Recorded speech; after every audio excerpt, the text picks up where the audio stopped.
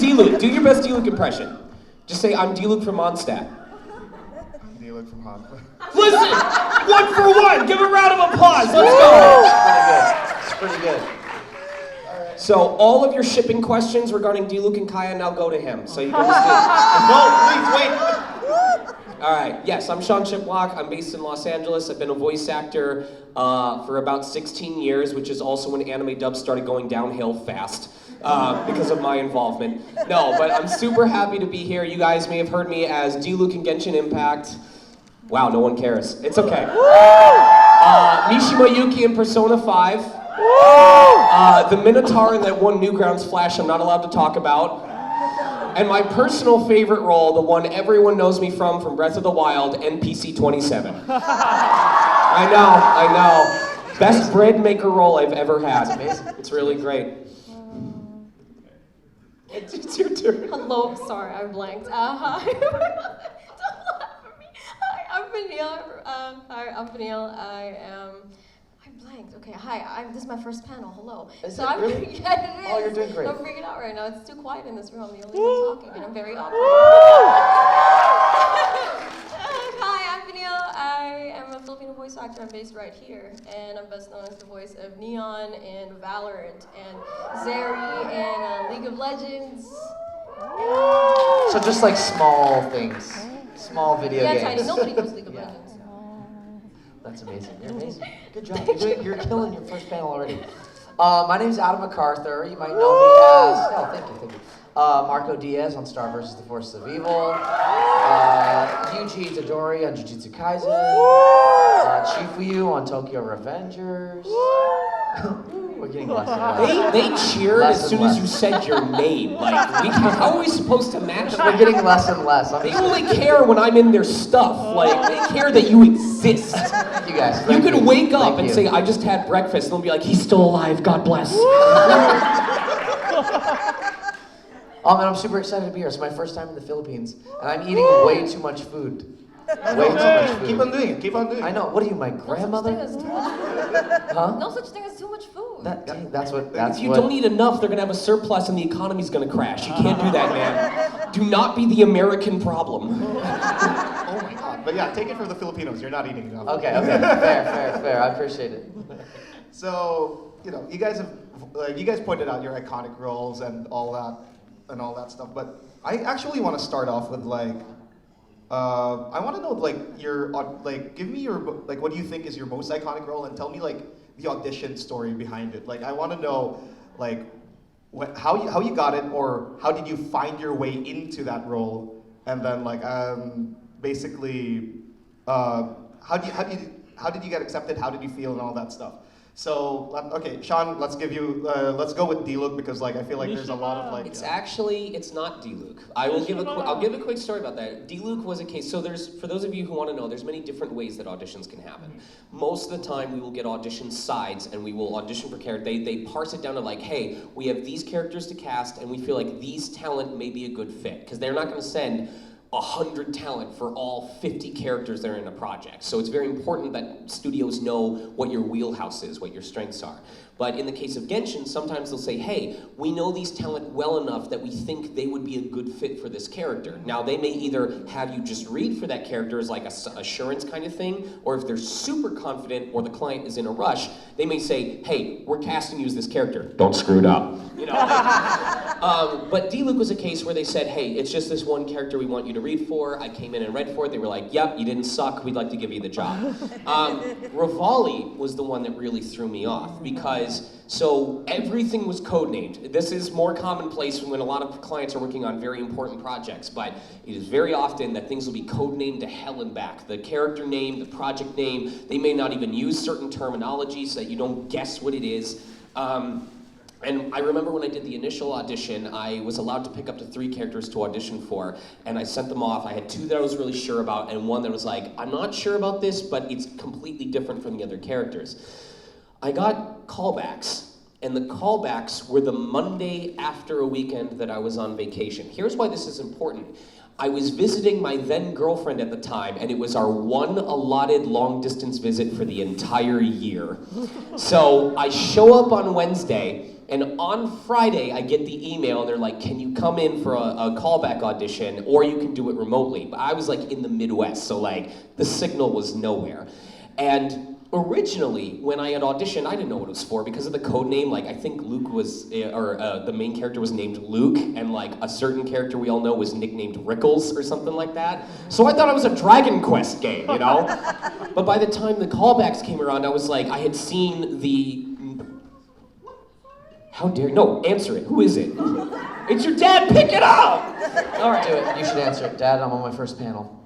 Dude, when I get scam callers, I will like say things that I'm not allowed to say at this panel, and they get so mad. Like, I'll say, oh, I'm kind of busy right now, I'm with your parents, and they'll be like, how dare you, I'll come to your house and blah, blah, blah, and I'll be like, that's great, but I'm still with your parents. Like, it doesn't change anything. Anyway, so by the time it came around, I had heard like the news articles about like Nintendo's new game, and I had this moment where I went, wait a minute, no, because one of the characters I auditioned for was codenamed Really Big Plant. That's literally what it was. And yeah, it finally hit. So I go to my girlfriend, I'm like, hey, I think I know what this is for. And I promise, I'll be done in like a minute. I know what this is for. I don't want to take a chance on doing a remote audition. I want to go in person. And she goes, okay, if you don't book it, I'm breaking up with you. I'm married to her now! Let's go! But I think it made a difference because going in studio kind of showed to them that like I was serious about this project, that I was genuinely cool about it. It also had a secondary effect because when I did the callback for the Great Deku Tree, originally when I said I wanted to do it, the director goes, oh no, that's okay buddy, we got like a bunch of big guys, we got some deep voice guys. And I professionally but firmly said, hey, you said I could do 3 characters. I'd like to do 3 characters. And then when I did the big deep voice, like that, the dude sitting there's like,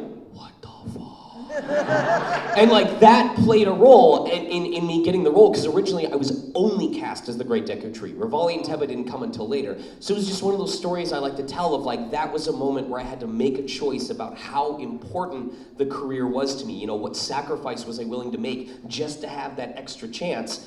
And it worked out. So that's the one that's the most important. Because when I tell people this industry is about understanding how much it means to you and what you are willing to put in order to maybe get out of it, it's a perfect example. So, sorry about that.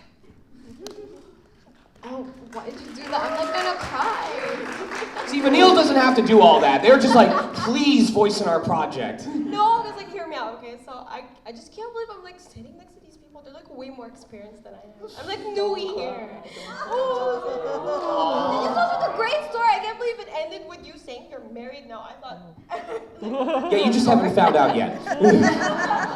Okay, but because up until now she was like, how I could promise, this guy be I promise married? not to step in on your answer any more than this, but I need you to know you being here is so goddamn important because we need more representation in this industry. That is true. All right? Listen. I'm a white man, all right? There's nothing you can do to hurt me, and that's the unfortunate part.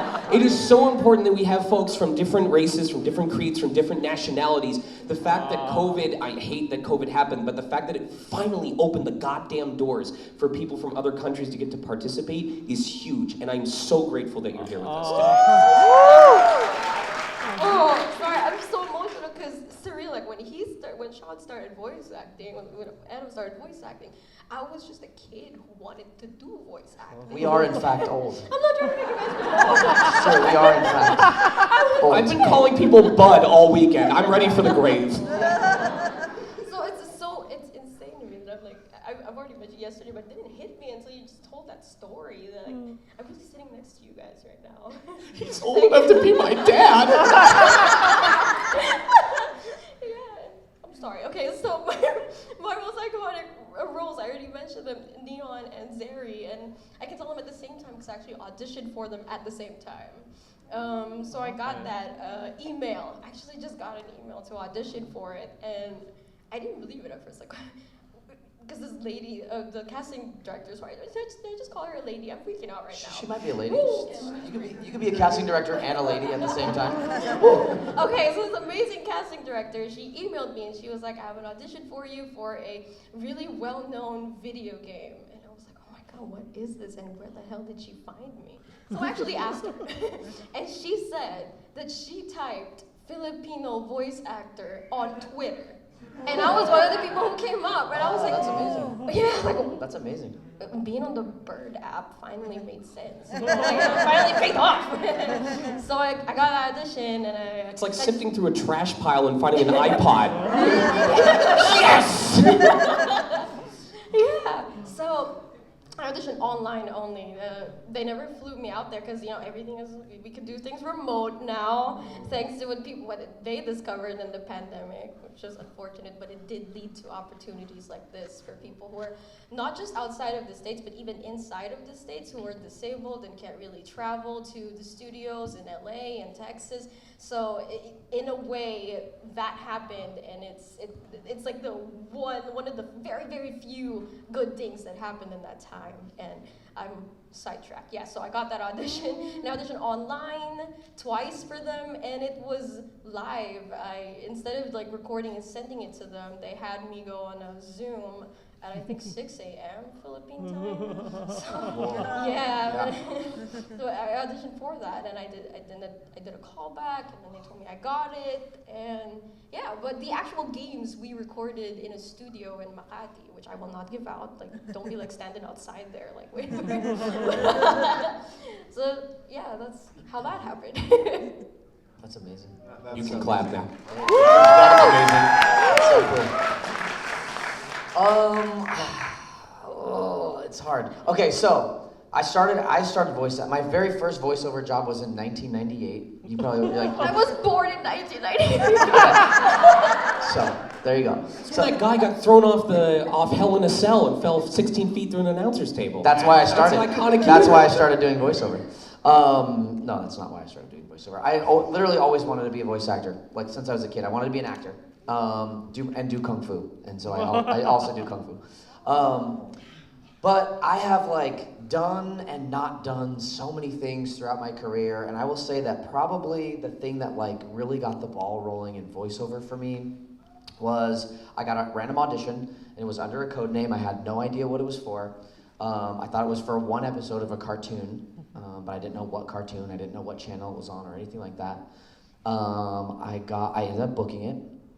And I get to the studio in LA, and I'm sitting in a room that's empty, no one's in there, and a PA comes, like a production assistant comes, and they hand me a piece of paper. And I take this piece of paper, and I thought it was like a contract or something like that, and I look at it. This was in 2011, I think. And I take this piece of paper, and I read it, and it has some, like a logo on the top that I'll tell you what it was. Well, you'll get it in a second. And I read it, and it says, "Dear Mr. McArthur, on behalf of George Lucas, we'd like to welcome you to the Star Wars universe." And I was like, I gotta go call my mom. I got up and went outside. Already breaking your NDA. You've had it for all 30 seconds. Mom, if you have an NDA, moms don't count, okay? Which is actually not legal advice. I'm not a No lawyer. dads I'm not a allowed. lawyer. That's what NDA stands for. No dads allowed. Yeah, no, Only that's moms. moms only. Yeah, it's true. So it ended up that I booked what turned into 3 episodes of the Star Wars Clone Wars back when it was on Cartoon Network, voicing a character for them. And it was amazing. Very few jobs we get to do record ensemble where a bunch of actors are in the same room. I was in the room with like legends, D. Bradley Baker, all these people, Steven Stanton, the entire main cast, Ashley Eckstein, like everybody was in there. And that was just like wild. And a few months, maybe like 7 months, 8 months later, it was on TV, and it was like on TV. So that was like my first big like, it was on TV, not indie kind of thing. And then shortly after that, like a year after that, is when I had my audition for Star vs. the Forces of Evil. So it just kind of like, I always attribute the Clone Wars kind of like kicking things off. Yeah. And I still have the letter. Yeah. You have it framed? I don't have it framed. It's in the trash. Just kidding. It's in a file. It's in a file. He actually has George Lucas in carbonite, like in his closet. Yeah. I was like, George, I'm gonna need you to come with me. Like every so often, he's like, "Am I doing okay?" And he just hears. Yeah. One more drink. I was like, you sound like Chewbacca. Not until you retcon the 3 new movies. Yeah. You're breaking me. Like, but okay. So going back to Vanille though, like I actually want to ask this because like this has been going into my head for like a while. Like, how important is it to be like nowadays, the voice that when somebody says Filipino, a lot of people will recognize and immediately think Neon. I'm gonna stop you right now. I'm gonna cry again. It's okay to cry. It's okay to cry. I want to start a chant. Cry, cry. Prove it. Prove Listen, it. man, I'm in a game called Tears of the Kingdom, all right? You're allowed to cry. Crying was literally the #1 game of this year so far. And I'm in an anime called Jujutsu Kaisen. Thank you. Is that after you found out how much they paid you despite how much it made? Yeah. That's called drama, kids. Ooh. But yeah, like Vanille, like, see, like, what, like, is it surreal up to this point? Because like it's been practically a year. Like, Yeah. is it still surreal that like when people think of like a Filipino character, immediately like your voice is the thing that goes immediately like into their heads? I cried like 30 seconds ago, so yeah, it is still surreal to me. I don't know what else to add to that. I cried, all right, so that's enough to say that yes, it is still surreal to me. I can't believe I'm here right now. I can't believe people line up to go see me in that hallway over there. And If I can piggyback off this question, ask you a legitimate one, because I think this might be useful for people who idolize you and come from the same nationality who want to become voice actors. How do you handle that pressure? Because obviously, crying helps, but as someone who has to deal with that, who I imagine you may feel an immense weight on your shoulders, what do you do to help mitigate that? I have actually, since I got to announce this, being the voice of Neon and Zeri, I've actually had a lot less time on social media. Back then I was more like chronically online, obsessively scrolling, but when that happened, it was shocking, pun, it was shocking. It was shocking to me how very different people react to things, and it was really, I was culture shocked, because back then, when you're in your like little bubble online, you don't really know what it's like to have some stranger come in and say something nasty about you, even if they don't know you, and you won't know how you'll feel or how you'll react to it until it happens. You really won't. So it pushed me actually off of the internet for a little bit. I didn't know how to handle it because, yeah, like I said, I don't think it's something you know how to face until it's like there, because I don't really know other people who personally have dealt with that. So it's not, I didn't have any advice from other people, and it just hits you, and you don't really learn how to navigate that until you just keep going through it, I guess. But right now, what I've learned is just to spend a lot less time on social media. Super and smart. It's actually been That's great. super smart. It's very peaceful. I do think that like we live in a time where people in a position that you're in, you would put a lot of pressure on yourself to be like this person who represents a lot of people.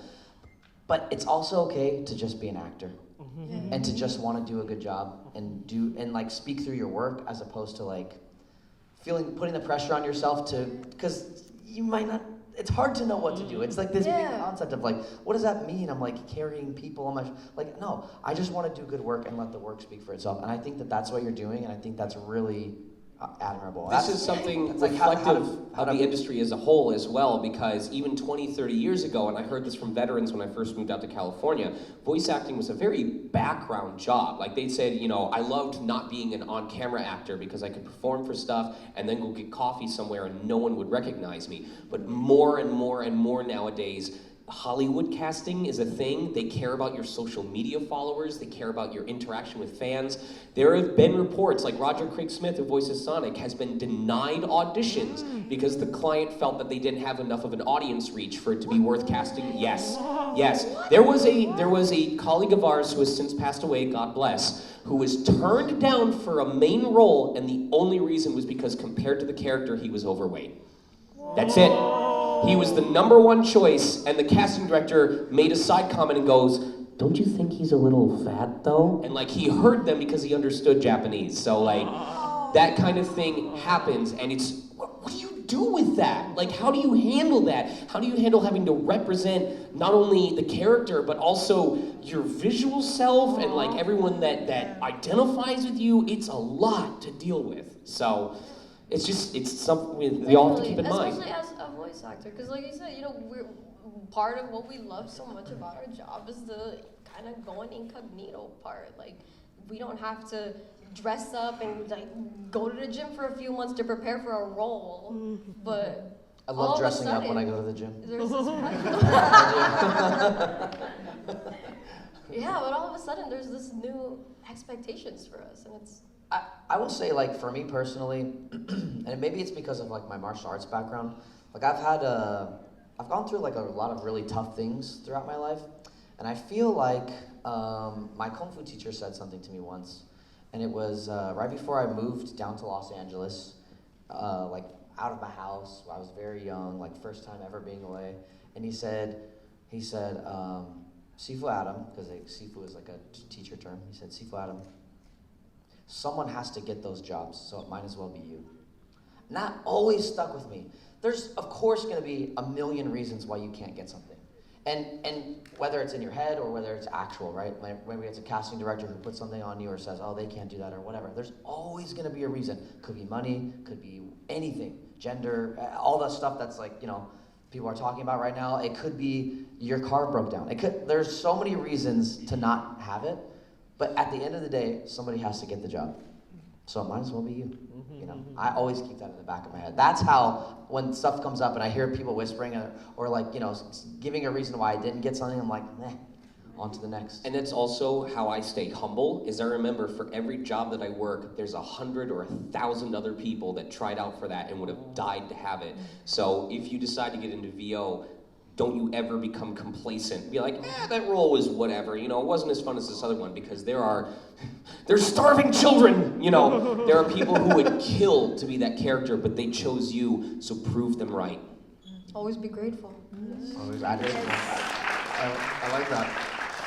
So, about with these characters, like, has there ever been a moment that that when you read the lines, when you read the script, and then you had to perform the lines, there was something that, does it click? Do some lines click and make you think, oh my God, this is literally me?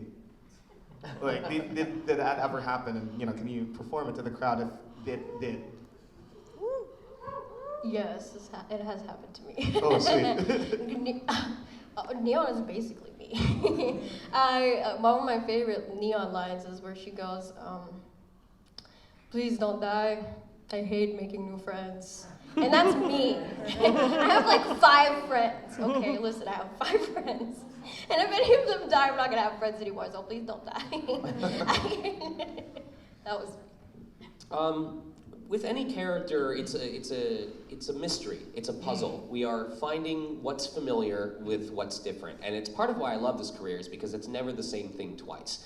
And sometimes we know right away what about a character we share in common, and sometimes it sneaks up on us. Because originally when I booked Subaru, I was like, yeah, he's a high energy emotional character, and I'm a high energy emotional person, this is great. What I didn't realize was that what they saw in me that I hadn't seen was also his flaws. The fact that he's very headstrong, the fact that he takes on a lot for other people, and at times considers himself the one who has to do everything. The fact that he doesn't think very highly of himself in times. Like, one of the most awkward parts for me, for those who've seen the series, is there's this big monologue. I mean, he talks for like 12 goddamn minutes in a 22-minute episode. And it's this big rant towards this character named Rem about how, like, I'm worthless, I'm useless, you're gonna find out that, I had all this potential and I wasted it. And the fact is, that wasn't really acting, because there was a part where I was trying to convince my wife to leave me, because I was like, you're gonna find out that I'm really boring, that like I'm introverted and I'm totally comfortable sitting at home, not doing anything and going out and doing crazy experiences, so why don't you just save yourself the trouble and go find someone else? And do you imagine how freaking cringy it was to listen to this character and be like, man, what a dweeb. Oh shit. So it can be hard. Like, some of our best acting comes from being extremely vulnerable and like experiencing the sides of ourselves that we often try to repress and going, wait a minute, that's what makes these characters real. That's what makes them not just caricatures. Not everyone can be Captain America. Not everyone can be the vignette of perfection. And you have to be willing to explore those painful moments because that's what gets viewers and readers to connect and go, oh my God, I see myself in this person. I hate it, but it makes me connect with them and want to join them on their journey. I want them to succeed because it convinces me that I can succeed despite my flaws. Yeah, I think kind of similar. I think all my characters, specifically like the two that I've spent the most time with are Itadori and Marco Diaz. And both of those characters, I think you start in a place, you know how like when you watch a show, if you've seen a show that's like multiple seasons, and you go back to the beginning and you either listen to or watch, it can be on camera, it can be voiceover, and you're like, oh wow, that character was so different at the beginning, like I forgot that they sounded like that, or like maybe they start sounding a little bit different. I think that is an actor trying to bring a character to life, and then at some point those lines get crossed, and parts of you become parts of the character, and parts of the character become parts of you, and then it's hard to tell what's what. But I do think, kind of echoing like what they both said, is it's an actor's job to find things that you relate to about a character, even if they're completely different. It's why you don't have to totally live the experience of the character, because there are parallels. Like, sure, you may never have, I mean, I have had this, but like for Yuji, for example, in episode 1, his grandpa dies. Like, what if I had never had my grandpa die? Does that mean I can't be Yuji Itadori? No, but I've experienced loss. Maybe it's a loss of a pet. Like, I know how that feels, that I can relate. You know what I mean? So you kind of find these, like, ways to draw parallels and stuff like that. And then at some point, it all just overlaps. And like, there's an episode where Subaru's crying so hard he vomits, and I'm like, what experience would remind me of that? So I became a League of Legends player. Won't tell on you. Yeah. I took a Put that on TikTok. class. Clip that out and just put that on TikTok. I took an acting class recently, and my teacher said, if you don't relate to this character at all, think about what will it take, like, for you, if this character's like super, like, evil, like murder somebody. And you're not gonna do that, right? I hope you're not gonna do that. Don't do that. And don't do drugs. So she said, what will it take for you to do that? And she said, actually, if somebody hurt her dog. So I said, you can't relate. What will it take for you to, though? I thought you were like, if you can't relate, hurt a dog. Oh, If you're not related to her dog, she will kill you, right? That's what I got out of that. That's what I got. I got that she will hurt anyone not related to her dog. Yeah. Sure. Let's go back and Let's go somewhere else. somewhere else here, because like I don't want to talk about dog killing here. But let's go to something a bit more technical here. When it comes, because you guys have done not only cartoons or video games, like you've also you've dubbed into English other languages, or in your case, Vanille, you've dubbed into Tagalog. I've also actually done it. So just the know-hows of this. Like, what is the difference between like what do you call this? Like voicing a character that was voicing a character in like the original language versus voicing like the dub, because I feel like that has two completely different thought processes to it too. I was liken it to like, it's just like technically slightly different. I mean, you're still acting. It all comes down to acting. I say dubbing is like acting within a box. Like you have this start point, you have this end point, and you have to do all your acting within this, and it has to like match, Like for a show like Star vs. the Forces of Evil, where what I'm acting to is just a script, and I can do anything I want, then that's taken and that's animated. There's just a lot more room for improv and adding lines and things like that. Yeah, exactly what Adam said. When you do dubbing, you're kind of, like you said, there's this box, you kind of limited to what is already like there, and you can't like put your little extra like improv in there. You might not be able to do that because you have to work with what you already have. But when you're doing prelay animation, you gotta get that extra little freedom in there. And I've also worked on prelay. I did this cartoon called Jelly, Ben, and Pogo that airs on PBS Kids in the United States. And what I enjoyed about that is that I add this little thing, even if it's just like a tiny giggle, and then I watch the end product. I feel extra little happy that I see that, oh, they animated her giggling because I put that in there. So there's that extra little something. But like Adam said, it's still acting. I echo what they said, with anime, you're put into a box, because every time I did a read incorrectly, they put me in a cardboard box. And after the third time, they put me in the one that doesn't have air holes and leave it for 5 minutes. So I got really good at doing everything within 2 takes. He's weirdly weak against cardboard. Yeah. That's actually how I did the Noob Saibot voice, because I screwed up so bad that by the time I came out of the box, I sounded like this. And then they just pitched it down. Anyway, trying to provide something that they didn't already say, if we're talking about specifically anime, the reason why they say the intent is so much more important than just matching what the Japanese does, on both a technical and an emotional level, there's differences. On a technical level, you have to remember that the sentence structure of, I'm going to assume Japanese, since that's the most common dubbing in my experience that we do, is different from English. So if a character performs a line in Japanese that's something like, they're invading the house at 7:30 p.m. or something like that, the sentence structure would probably be like, the house, they are invading it at 7:30 p.m. So if they put like emphasis on the beginning of the line and you just match it exactly, then it's not, you're gonna put emphasis on the wrong word, you know what I mean? You can't just do it at exactly the same point in the sentence that they do it. I hope that makes sense to people. So you have to understand like what is the purpose of the sentence? What message are they trying to get across? It's not just matching one for one. Okay, at the beginning of the sentence I go big and then I go soft, because then it's gonna sound really weird. So that's why often a lot of the dubs that you really enjoy are not, if you play side by side Japanese and English, they're not going to have the same beats at every point. What's important is that the characters, their emotions, the intensity, the purpose of the moment is carried the same way. And that's why it's so important, not just the work of the voice actors, but the localizers, the editors, the script writers, because they're all trying to take and understand what the core idea is and then translate it in a way that we, as audiences of a different nation, will understand. But then on an emotional level, I'm a very visual learner. So like, if you give me just a script with like no pictures, I'm like, what are they doing? I don't understand. Please, I don't know what bolded words are. What is stage direction? I failed theater. It's very, I lost my train of thought. This is ADHD in full swing. Be good, don't suck! On an emotional level, it's also, you have to believe it. You have to trust yourself. One of the hardest things, I think, people are like, is it hard to scream? Is it hard to do like fight efforts and stuff like that? They're difficult, yes. You know what the hardest thing for me to do is? Cry.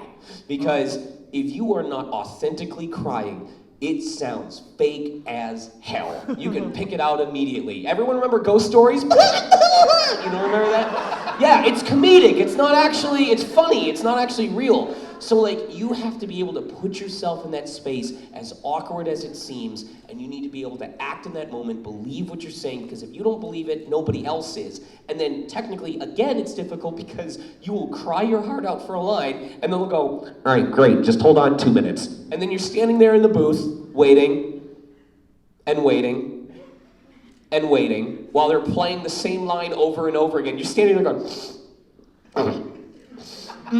yep, dabbing the water on your eyes.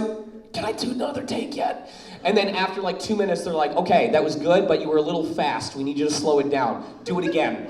And now you still have to have the same emotion as last time. So it can be very difficult, and you have to be willing to live in that space constantly in order to give the best performance. So, I'm sorry, I lose track of time when I answer these questions. You're making it easier for us. What do you call this? Well, people do believe you because people are clamoring to see you, clamoring to hear you. And speaking of the people, I kind of want to take questions from the crowd now because there's a lot. Wow! Immediately, there's hand raised. Okay. Here he is, Mr. Q&A. He showered twice today, cause it's over 90 degrees. I wish I had a theme song, but no. This guy knows I was here in the last panel. I have no idea who this guy is. Yeah, it's okay. The relationship breaks. Anyway, two-part question. First part being a bit more technical. The first part being, did you have, since you're voice actors, did you have any like knowledge of those work like those little tech stuff, like what they do, like the mixing, the equalizing, and all that? Because I know it's from, I just came from an earlier panel on game music, but I know taken a class in sound engineering that there's a bit of all these sound sound terms and all that kind of jazz. Did you have to like learn a bit of that when you did your auditions, or did you have to like learn about it a bit?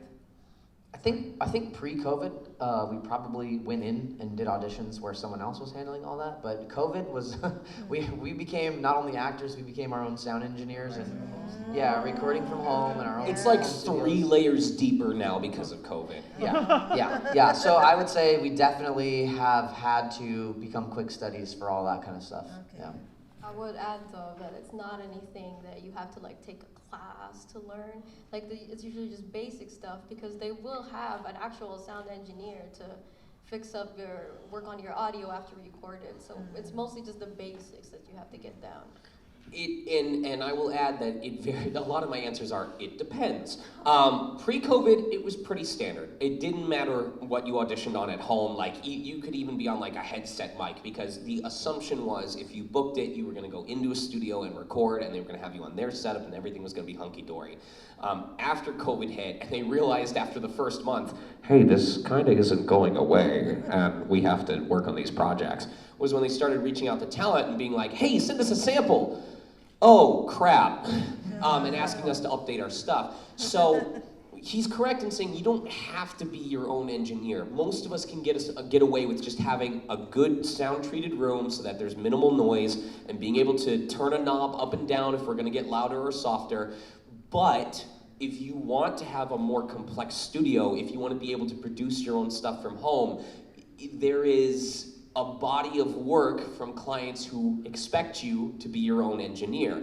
And as more of the restrictions of COVID have started to lessen, we have noticed that more and more clients are going, hey, we don't want to deal with people's home studios anymore. We want to start bringing them back in again. And those doors that were wide open during COVID are slowly starting to close again, which is kind of annoying us, especially for people internationally. So you don't have to know much beyond noise removal, but if you do, it opens up additional work opportunities. Like there's a colleague of mine who I know has like the full rig and he's taught himself how to do sound mastering and music addition and everything else. And he makes like six figures a year just from corporate client stuff because he does all the mixing at home. So if you're willing to put the work in, you can get out of it, but you don't have to. It's just how much you're willing to do. Okay, thank you. This next one is apparently a side shameless plug for Tango Gameworks Hi-Fi Rush, which just released early this year.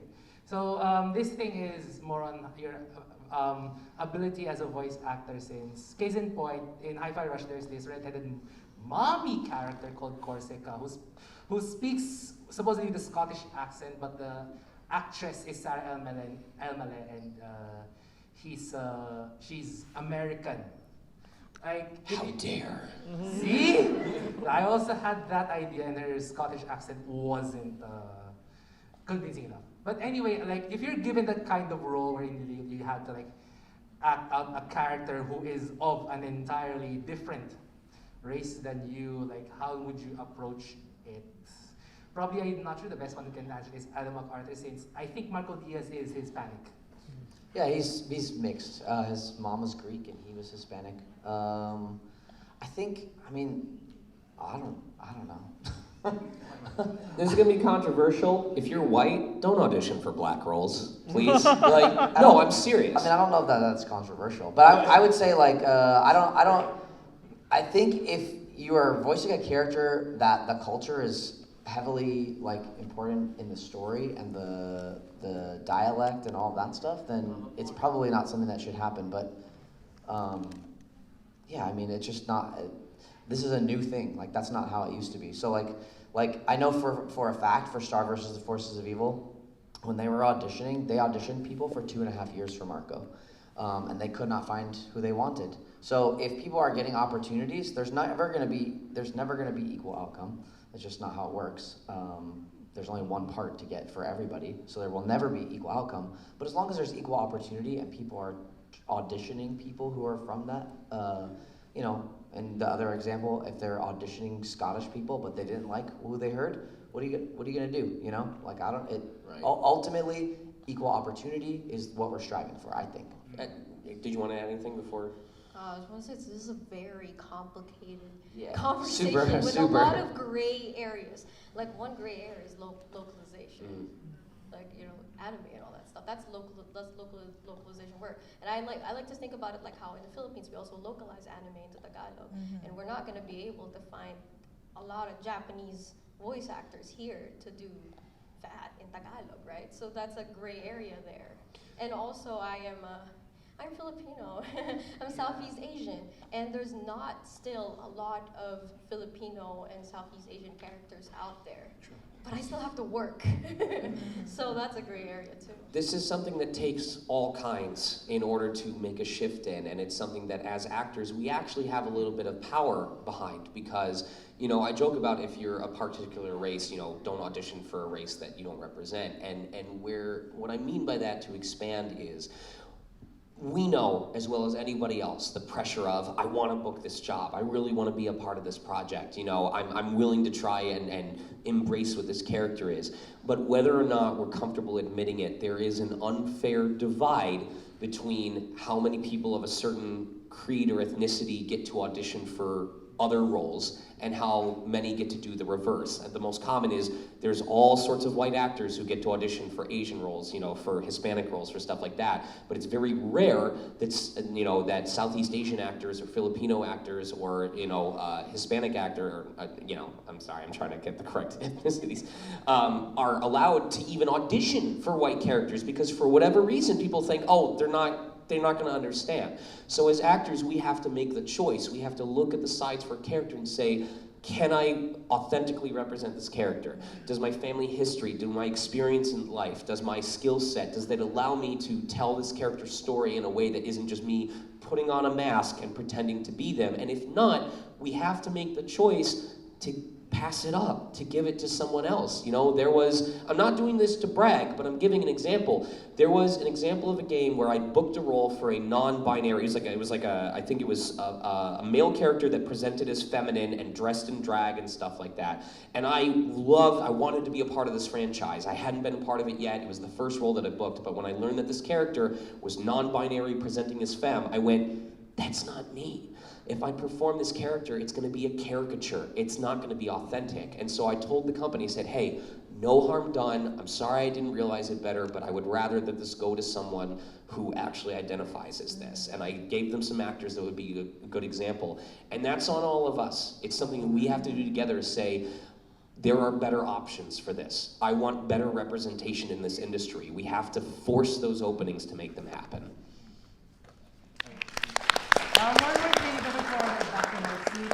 For those first-time Philippine visitors, I suggest you visit. No, we have an itinerary for them already. You could go back to your seat now. You've been trying to. I know. We don't need more plugs for going out of the city. Anyways. Bring the work here. bring the work here. Anyways, who's next?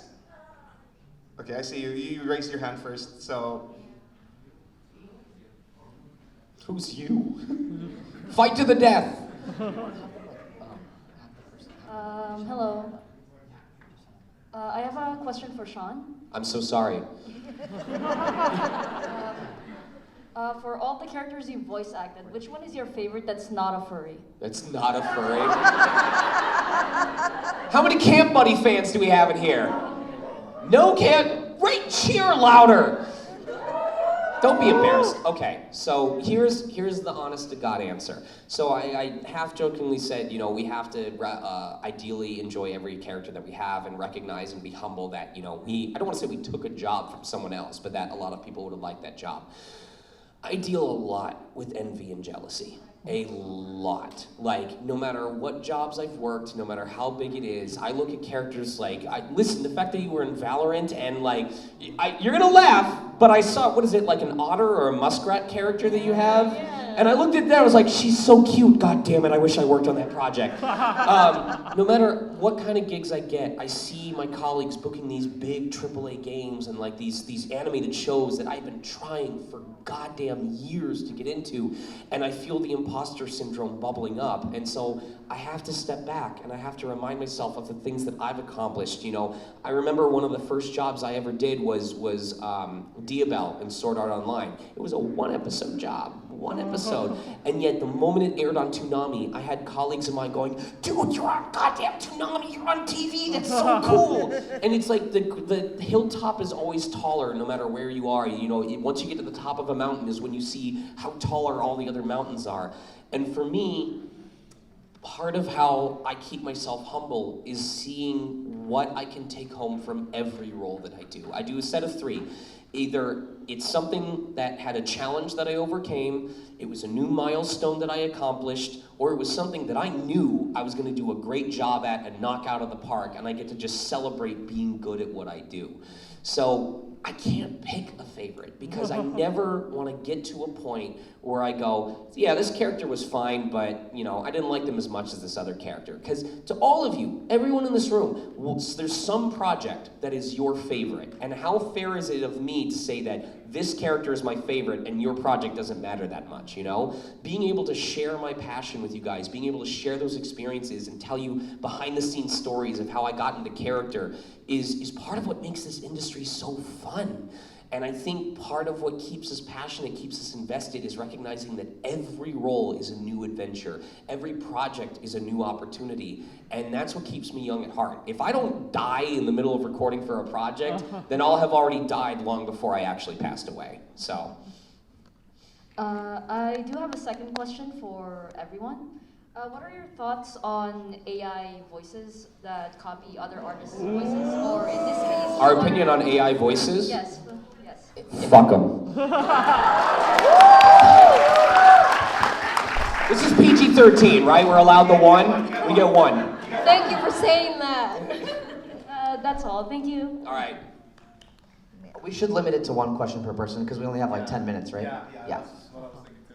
Okay, so this is just like 1 question, of course.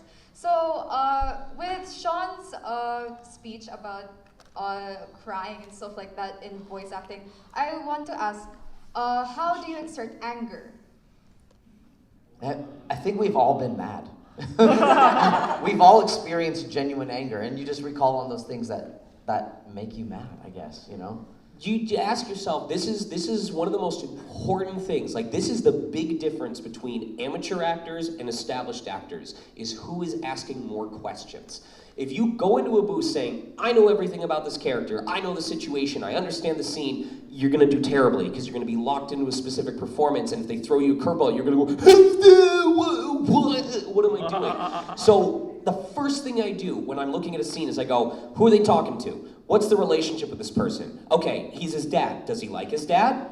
Is he close with his dad? Have they always been close, or is he trying to rebuild his relationship with his dad? Like, I will get annoying with asking questions, but the reason is that's how you get context for the anger. Is it anger because he feels like he's being ignored by everyone around him? Is it anger because he feels powerless and he understands that he can't do anything about it? Is it anger because, you know, he's lashing out at something and he sees like a repeat of something that happened to him in the past and his trauma is reactivating itself? Is she mad because she's looking at her friend who's about to die and she says, if you die, I have to start this process all over again, and I'm not even mad at you. I'm mad at the fact that I can't get over this, and there's all kinds of different anger. So by asking questions and by understanding the motivations of why that character is reacting that way, because maybe the reason something that you get mad at, something would cry over.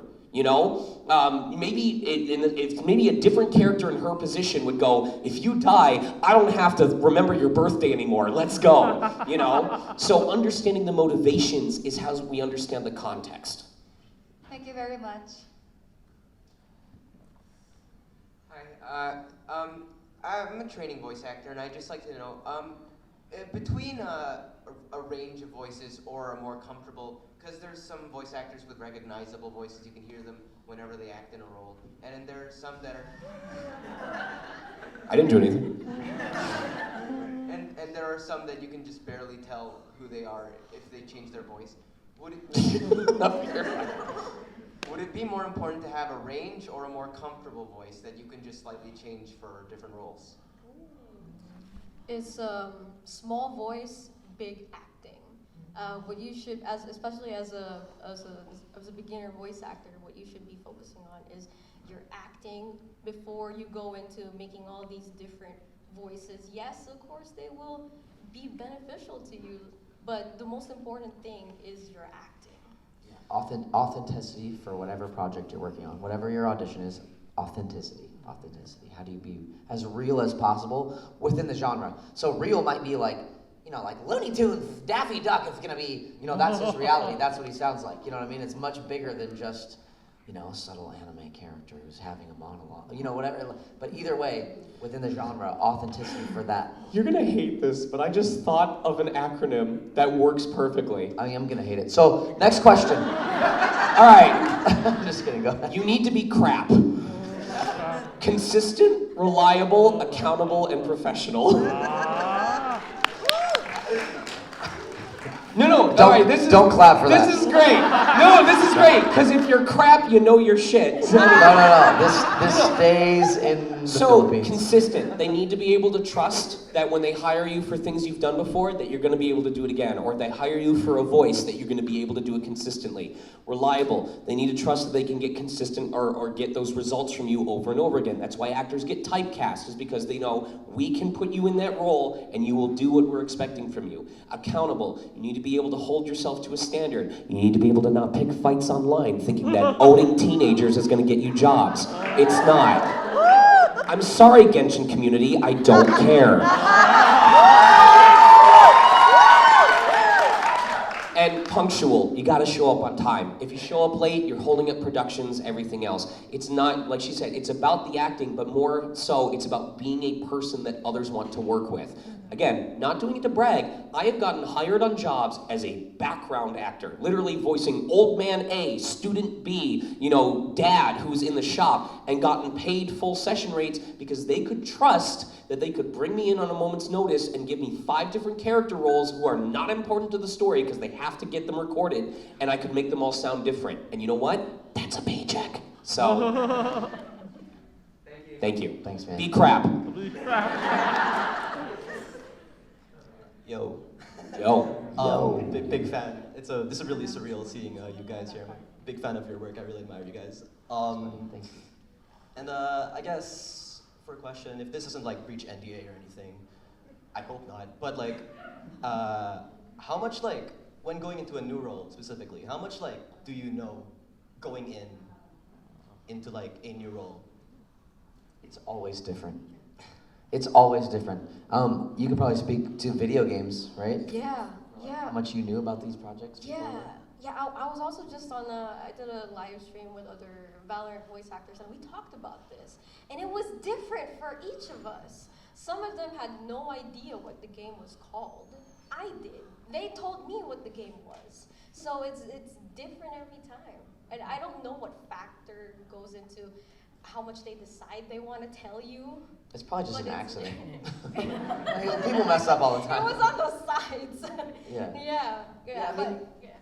Sorry. I don't know.